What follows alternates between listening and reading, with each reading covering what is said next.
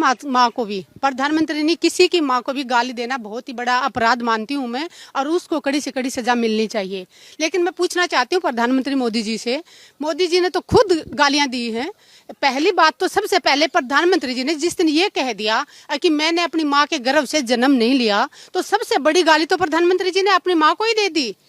मैं पूछना चाह रही हूँ, माँ बनने के लिए माँ को कितनी तकलीफों से गुजरना पड़ता है। 9 महीने उस जिस माँ ने इनको गर्भ में रखा, पेट में रखा, कितने सारे त्याग करती है माँ के पेट में जब बेबी बच्चा होता है तो वो कितने अपने सुख चैन त्याग देती है।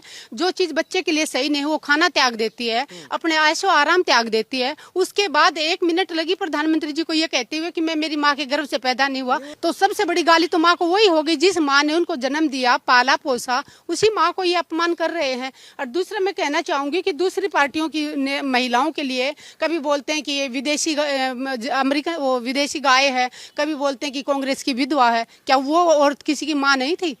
हमने तो कभी राहुल गांधी को नहीं सुना ये इमोशनल लोगों से कहते हुए कि मेरी माँ को इन्होंने कांग्रेस की विधवा बोला।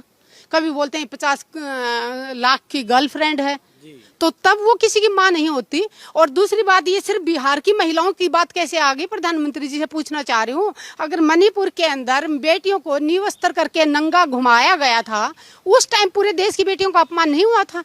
वहां पे बीजेपी सरकार थी, तब प्रधानमंत्री जी कहाँ गए हुए थे? तब क्या प्रधानमंत्री जी को मणिपुर की न्यूज दिखाई नहीं जाती?